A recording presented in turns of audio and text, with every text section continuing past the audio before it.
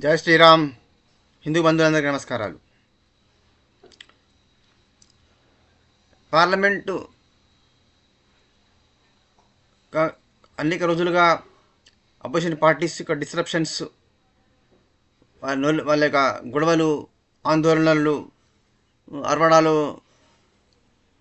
Total డిస్రప్షను చేసుకుంటూ పోయినప్పటికీ కూడా నిన్నటి రోజు పార్లమెంట్ లోపల ఆర్గానిక్ ఫామ్ బిల్ అనమాట, రైతులకు ఉపయోగపడేటువంటి న్యాచురల్ ఆర్గానిక్ సేంద్రియ ఎరువులను ప్రోత్సహిస్తూ న్యాచురల్ ఫార్మింగ్కు ఎంకరేజ్మెంట్ ఇవ్వాలని భారీ ఎత్తున ఫారిన్ పెస్టిసైడ్స్, ముఖ్యంగా ఫారిన్ కంపెనీకి సంబంధించినటువంటి పెస్టిసైడ్ ఫర్టిలైజర్స్ను పూర్తిగా తగ్గించడం ఎట్లాగో సాధ్యం కాదు, కానీ గ్రాడ్యువల్గా తగ్గించే దిశలో పట చర్యలు ఉంటాయన్నమాట. ఇది అంటే కెమికల్ కంటామినేషన్ అనేది చాలా మటుకు ఫుడ్ ప్రొడక్షన్ లోపల తగ్గించే దిశ లోపల ఈ బిల్స్ అనేవి ఉంటాయండి. నిర్ణయాలు అనేవి మన సెంట్రల్ గవర్నమెంటు మ్యాక్సిమము ఫార్మర్స్ని నేచురల్ ఫార్మింగ్ వైపు ఎంకరేజ్మెంట్ చేస్తుందన్నమాట. దానివల్ల రైతులకు ఖర్చు తగ్గి రైతులు లాభపడతారు, ప్రజలకు కెమికల్ ఫ్రీ ఫుడ్ దొరకడం ద్వారా ప్రజలకు ఆరోగ్యం కూడా ఇంప్రూవ్ అవుతుంది, కెమికల్ కంటామినేషన్ అనేది తగ్గుతుంది అన్నమాట. ఇది చాలా వెరీ వెరీ ఇంపార్టెంట్ బిల్ నిన్న పాస్ అయింది. అయితే ఇప్పుడు అపోజిషన్ పార్టీస్, నెహ్రూ ప్రధానమంత్రిగా ఉన్నప్పుడు అపోజిషన్ పార్టీ లీడర్ అంటే ఎలా ఉన్నాడు, ఇప్పుడు ప్రస్తుతము నరేంద్ర మోడీ ప్రధానమంత్రిగా ఉన్నప్పుడు ఇప్పుడు అపోజిషన్ పార్టీ లీడర్ ఎలా ఉన్నాడు అనేది మనము చూసుకుందామండి. అపోజిషన్ పార్టీ లీడర్గా first time at a very young ఏజ్లో పట అటల్ బిహారీ వాజ్పేయి గారు పార్లమెంటు ఫస్ట్ టైం ఎన్నిక కాబడినప్పుడు నెహ్రూ ప్రధానమంత్రిగా ఉన్నాడు. అప్పుడు యంగ్ ఛాప్ అన్నమాట అటల్ బిహారీ వాజ్పేయి. అయితే ఈ young MP very dynamic, very ఫెరోషియస్గా, అగ్రెసివ్గా, అనర్గళంగా, ఒరేటరీ స్కిల్స్ బాగా ఉన్నాయన్నమాట. అప్పుడు అత్యద్భుతంగా హిందీలో మాట్లాడుతూ ప్రతి ప్రజా సమస్య గురించి అనర్గళంగా మాట్లాడుతూ పార్లమెంట్ లో తన యొక్క సమయాన్ని పూర్తిగా ప్రజా సమస్యలను చర్చించడం లోపల, ప్రయోజనాలు కాపాడే విషయంలో పడ పార్లమెంట్ లోపల ఒక పార్లమెంటేరియన్గా, బెస్ట్ పార్లమెంటేరియన్గా ఆ యంగ్ ఏజ్లో పడినే, ఇన్ ద బిగినింగ్ స్టేజ్లో పడినే అటల్ బిహారీ వాజ్పేయి గారు ప్రూవ్ చేసుకున్నారనమాట. వాజ్పేయి గారిలోని స్కిల్స్, ఒరేటరీ స్కిల్స్ను, స్పార్క్ను చూసి నెహ్రూ అప్పుడు అన్నాడట. ఇది మనం చదవడం జరిగింది. మన పార్లమెంట్ వెబ్సైట్స్ మనం చూసేది ఉంటే మనకు తెలుస్తుంది మనకు. Nehru, one day this man becomes PM, prime minister of this country అని అప్పుడే అతనికి నాకు అనిపిస్తున్నదని గెస్ చేసింది అనమాట. ఈ పిల్లగాడు భవిష్యత్తులో దేశానికి ప్రధానమంత్రి అవుతాడు అని నెహ్రూ చిలుక్తిగా అన్నాడు అనమాట. అంటే నాకు అనిపించింది అలా, అంటే అలా స్కిల్ అలా ఉన్నది, కలిబార చూస్తే అలా కనిపించింది అనమాట. స్పందించింది అట్లా నెహ్రూ. అపోజిషన్ పార్టీ లీడర్ అయినప్పటికీ కూడా నెహ్రూ అంతగా స్పందించగలిగింది అనమాట. అంటే నెహ్రూ అంటే వాజ్పేయి యొక్క ఒరిటరీ స్కిల్స్, డైనమిజము, ఆయన ప్రతిపక్ష పార్లమెంటేరియన్గా ఆయన యొక్క ప్రజెంటేషను, ఆయన యొక్క తను ఎట్లా ప్రజెంట్ చేసుకున్నాడు, ఎలా వర్క్ చేసిండు అనేది మనం అర్థం చేసుకోవచ్చు. ఇప్పుడు మనం ఇక అపోజిషన్ పార్టీ లీడర్ అంటే దాని గురించి చెప్పనక్కర్లేదు. సో వాజ్పేయి గారు అపోజిషన్ పార్టీ లీడర్గా ఉన్న తర్వాత జనసంఘ్లో ఉండడము, జనసంఘ్ శ్యాంప్రసాద్ ముఖర్జీ గారు మరణించడము, తదుపరి బీజేపీ జనసంఘ్ సపోర్ట్తో విపి సింగ్ ప్రధానమంత్రి అవ్వడము, తర్వాత ఆ పార్టీ చిలిపోయి కుప్పకూలిపోవడము, తర్వాత బీజేపీ పార్టీని కొత్తది ఎస్టాబ్లిష్ చేయడము, తర్వాత దానికి ఇద్దరు రథసారథులుగా అటల్ బిహారీ వాజ్పేయి, ఎల్కే అద్వానీ గారు ముందుకు నడిపించారు.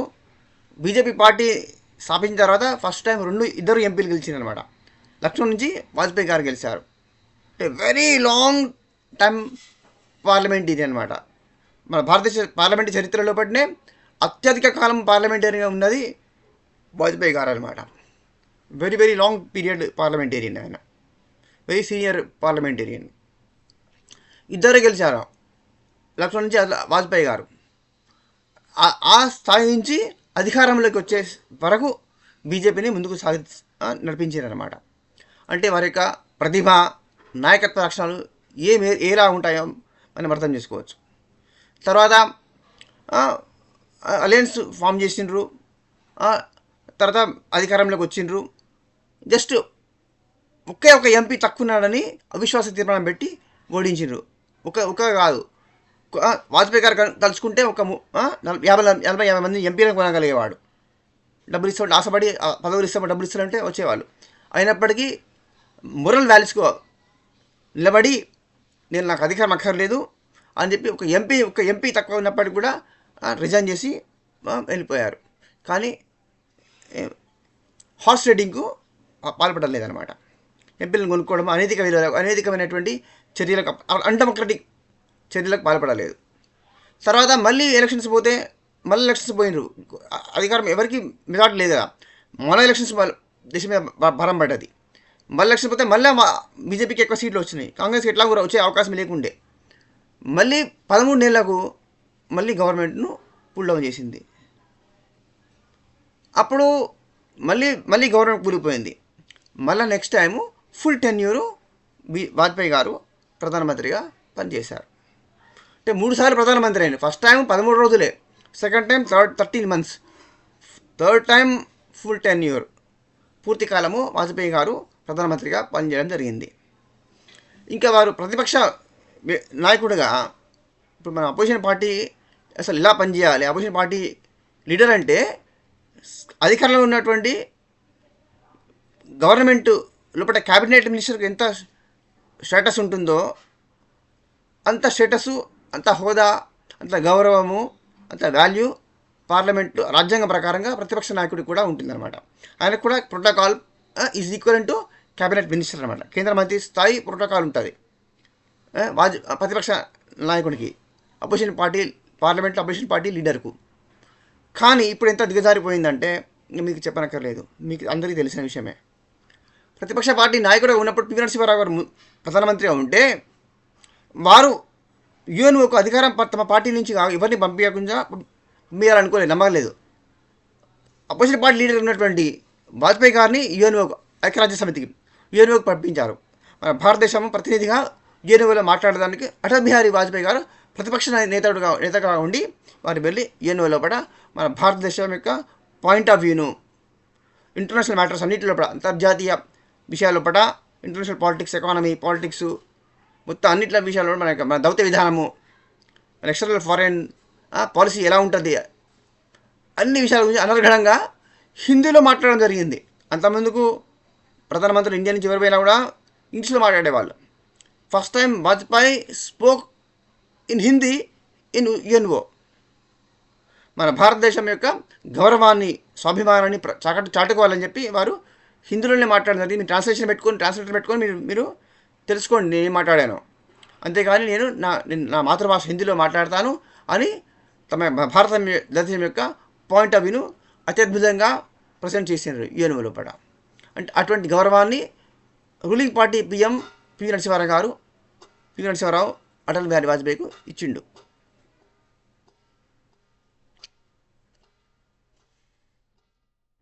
సో ఇప్పుడు అపోజిషన్ పార్టీ లీడర్స్ ఎలా ఉన్నారు?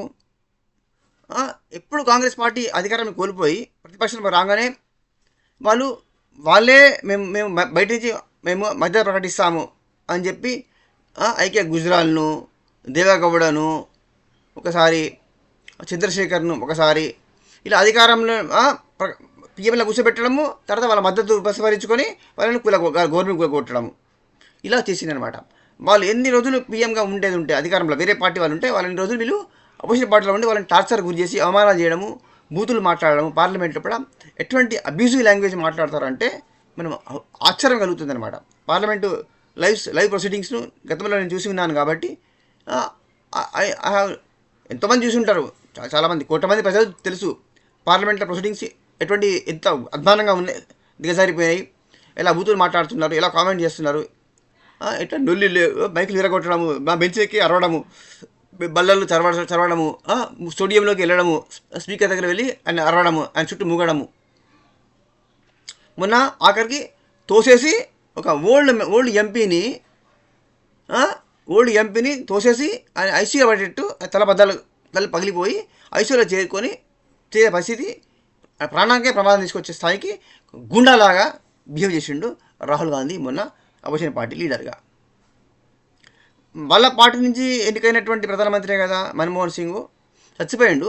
తెల్లారి ఆయన అంత్యక్రియలు కూడా ఆ రోజు వచ్చిండు, హాస్పిటల్ పోయి చూసిన. జనం ఏమనుకుంటారు, జనం కోసం ఒకసారి వాళ్ళ సోనియా ఆమె పోయి ఒకసారి చూసిండ్రు, హాస్పిటల్లో చూసిండ్రు, అర్థమైపోయింది. అంత్యక్రియల పాల్గొనకుండా ఆయన మళ్ళీ ఇప్పుడు ఆయన 31 డిసెంబర్ జనవరి 1 సెలబ్రేట్ చేసుకోవాలి కదా, ఎంజాయ్ చేయాలి కదా. ఎంతైనా ఇటాలియన్ బ్లడ్ కదా, యూరోపియన్, హాఫ్ యూరోపియనో 100% యూరోపియన్ మనకు తెలియదు. ఇండియన్ అయితే మాత్రం కాదు, ఆయన ఇండియన్ అయితే కానే కాదు. ఆయన సెలబ్రేట్ చేసుకోవడానికి న్యూ ఇయర్ ఎంజాయ్ చేయడానికి కోసం ఆయన వియత్నాం పోయిండు. అంటే వాళ్ళ పార్టీ నుంచి అయినటువంటి మన్మోహన్ సింగ్ని అంత్యక్రియలో పాల్గొని ఆయన శ్రద్ధాంజలి ఘటించాలనేటువంటి సంస్కారం కూడా వాళ్ళకు లేదు. వాళ్ళు ఇప్పుడే కాదు, పీరియడ్ సర్వర్ చచ్చిపోయినప్పుడు కూడా ఢిల్లీలో అంత్యక్రియలు చేయనీయలేదు. వాళ్ళు హైదరాబాద్ వెళ్ళిపోండి, మీరు మీ శుద్ధ ఊరు తీసుకుపోయి అక్కడ వేసుకోండి, ఇక్కడ మేము ఢిల్లీలో మేము చేయనీయము, పార్టీకి ఆస్తుల డెడ్ బాడీ రానియము, ఢిల్లీలో ఆయనకు సమాధి కట్టనీయము అని సోనియా అప్పుడు అంత క్రూయల్గా ఆమె బిహేవ్ చేసింది అనమాట.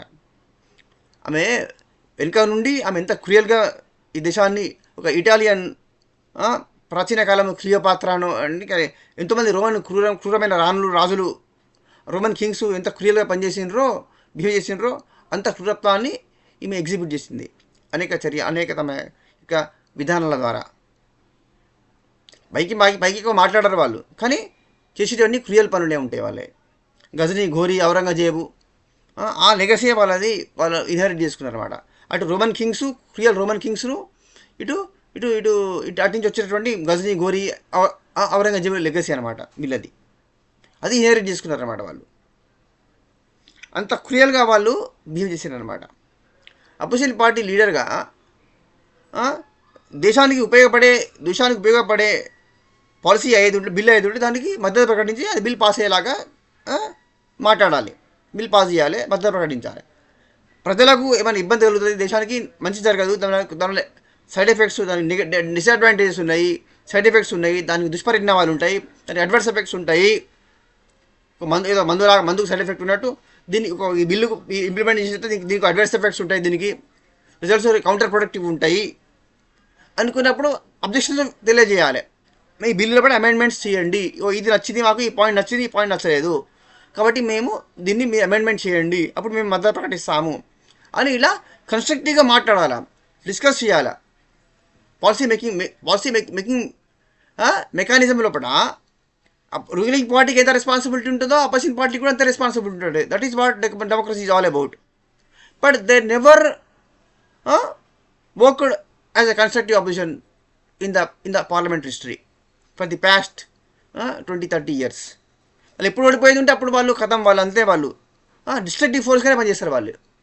కాంగ్రెస్ అనేది రూలింగ్లో ఉంటే ప్రజలను కాల్చుకు తింటారు, అపోజిషన్ పార్టీలో ఉండేది ఉంటే పార్లమెంట్ మొత్తం డిస్టర్బ్ చేసుకుంటా, రూలింగ్ పార్టీలో ఉంటే వాళ్ళని డిస్టర్బ్ చేసుకుంటా ప్రజలకు కరెక్ట్ వర్క్ చేయనియరు అనమాట. అంటే ఎటువంటి ప్రజలను పీడించడమే వాళ్ళ యొక్క లక్షణం అనమాట. రూలింగ్లో ఉంటే ఎక్కువ పీడించగలుగుతారు, ప్రతిపక్షంలో ఉంటే అల్లర్లు చేసుకుంటా, లొల్లులు, స్ట్రైకులు, మర్డర్లు, కల్లోలాలు, నరమేధాలు, జీనోసైడ్లు, రియాట్స్, కులం పేరు మీద, మతం పేరు మీద చుచ్చు పెట్టడం, దేశాన్ని అగ్నిగుండంగా మార్స్తాము అని ఇదివరకు అన్నారు వాళ్ళు. ఆ విధంగా ప్రవర్తిస్తారు అనమాట వాళ్ళు. అంటే whether they are in ruling or in opposition, always the work as a destructive force. ఇంకా కన్స్ట్రక్టివ్గా పార్టీగా వాళ్ళు ఒక రెస్పాన్సిబుల్ పార్టీగా వాళ్ళు ఎన్నడూ వర్క్ చేయరు కూడా. వాళ్ళకి ఆ యొక్క ఇంటెన్షన్లే లేదు వాళ్ళకు అనమాట. So Rahul Gandhi proved himself to be a third grade hooligan. మొన్న అంత ఓల్డ్ మ్యాన్, ఒరిస్సా చెందినటువంటి కర్మయోగి లాంటి వాడు, అటువంటి పార్లమెంటేరియన్ను, సీనియర్ ఓల్డ్ మ్యాన్ను, ఎంపీ 85+ ఉన్నది ఆయనకు, 80 years దాటిపోయింది ఆయనకు ఏజు. ఆయన తోసేసి ఆయన కింద పడి తలబద్దలు కొట్టి ఆయన సీర పడితే ఈయనకి ఏమాత్రం చలనం లేదు. ఆయననే నేను దోషిండట, ఆ ముసలని నన్ను తోసేసి అని ఉల్టా మాట్లాడిండు. అంటే కనీసం సారీ అని కూడా సారీ అని కూడా అనలేదు, అయ్యో దెబ్బ తాకిందని కూడా అనలేదు అనమాట. కొంచెం వెళ్ళి చేయి పెట్టుకొని లేవడానికి కూడా ఏమాత్రం కూడా సంస్కారం లేనటువంటి వాళ్ళండి వాళ్ళు. అత్యంత నీచంగా అన్నమాట. వాళ్ళమ్మ, సోనియా, ప్రియా అందరూ మేనర్స్లెస్గా నోటికి ఏదొస్తే అలా మాట్లాడేటువంటి అబ్యూజివ్ లాంగ్వేజ్ మాట్లాడతారు. సంస్కారహీనులుగా మాట్లాడతారు అనమాట. వాళ్ళ సంస్కారం అనేది వాళ్ళ వాళ్ళ రక్తంలోనే లేదనుకుంటాను వాళ్ళు. అటువంటి పార్టీని, అటువంటి నిజమైన పార్టీకి అపోజిషన్ పార్టీ స్టేటస్ కాదు, అసలు వాళ్ళకు టోటల్గా జీరో చేయాలి వాళ్ళను. ఈ భారతదేశంలో కూడా కాంగ్రెస్ పార్టీ టోటల్గా వైపౌట్ చేయాలి. చేసినప్పుడు ఈ దేశానికి మంచి జరుగుతుంది అనమాట. Vajpayee as an opposition party లీడర్గా ఆయన స్టేటస్ ఎక్కడ, రాహుల్ గాంధీ అపోజిషన్ పార్టీ లీడర్గా ఈయన స్టేటస్ ఎక్కడ? ఈయన స్టేటస్ అనేది లేదు. ఈ simply brought the stature of opposition party leader to limbo, పాతాళాన్ని తీసుకుపోయింది ఈయన. ఆ స్టేటస్ను, ఆ ప్రతిపక్ష నాయకుడిగా హోదాను, స్టేచర్ను పాతాళాన్ని తీసుకుపోయింది అనమాట. వాజ్పేయి గారికి ప్రతిపక్ష నాయకుడిగా, రాహుల్ గాంధీ ప్రతిపక్ష నాయకుడిగా భూమికి ఆకాశానికి ఉన్నంత డిఫరెన్స్ ఉన్నదన్నమాట. There is no comparison between Atal Bihari Vajpayee and Rahul Gandhi. అటువంటి వాజ్పేయి యొక్క లెగసీ నుంచి వచ్చినటువంటి బీజేపీ, తర్వాత ఎల్కే అద్వానీ, సుష్మా స్వరాజ్, అటువంటి వాళ్ళంతా కూడా గ్రేట్ నేషనలిస్టులు, గొప్ప జాతీయవాదులు, దేశాన్ని భక్తి, దేశం కోసం సేవ సమర్పణ భావం అనేటువంటి కర్మయోగి లాంటి వాళ్ళు, ఆ విధంగా పనిచేసినటువంటి వారు ఆ లెగసీ నుంచి ఇన్హెరిట్ చేసుకున్నారు. కాబట్టే Modi is doing wonderful service to the country. సీఎంగా ప్రూవ్ చేసుకున్నారు, ఇప్పుడు ప్రధానమంత్రిగా గొప్ప సర్వీస్ను ఇస్తున్నారు. ఇంకా కమింగ్ డేస్లో కూడా, ఇంకా వెరీ ఫ్యూ డేస్లో పట్టినే భక్తి బిల్లు కూడా రాబోతున్నది. భక్తి బిల్లును పార్లమెంట్ రాహుల్ గాంధీ ఎందుకు ఎస్కేప్ అయిందంటే, రాహుల్ ఫేక్ గాంధీ ఇప్పుడు భక్తి బిల్లు వచ్చినాక ఖచ్చితంగా అపోజ్ చేయాలి. అపోజ్ చేసేది ఉంటే ఒక ప్రాబ్లము, అపోజ్ చేయకుండా సపోర్ట్ చేస్తే శాంతిమత బలకం అవుతుంది. ఆయన ఏం చెప్తాడు, ముందు నీ వెనుక పోయి, అందుకని తప్పించుకొని పోయిండు, పార్లమెంట్ అటెండ్ కాకుండా. అది ఆయన స్ట్రాటజీ అనమాట, ఎస్కేపిజం అనమాట, తప్పించుకునేటటువంటి వాడు అనమాట. అటువంటి వాడు ఒక ప్రజాస్వామ్యంలో కూడా ఎన్నికైన ఎలక్టెడ్ లీడరు తప్పించుకుంటాడు ఆ సిచ్యువేషన్ నుంచి. తప్పించుకుంటూ పోయేటోడు ఆయన దేశానికి ఆయన సేవ చేస్తాడు? పనికొస్తాడా దేశానికి? రాజకీయాలు పనికొస్తాడా అసలు? Is really fit for politics? That is the question. You need to answer your self. మీరే భారతదేశ ప్రజలే నిర్ణయించుకోవాలి, ఇది రైట్ పార్టీనా, వీళ్ళు రైట్ లీడర్స్ అయినా అని చెప్పేసి. Please wipe out Congress. హిందువులు, జాతీయవాదులు దేశమంతటా కూడా ఐక్యమై దేశాన్ని రక్షించుకోవాలి. Please share and subscribe. జై శ్రీరామ్, జై శ్రీకృష్ణ, వందే మాతరం.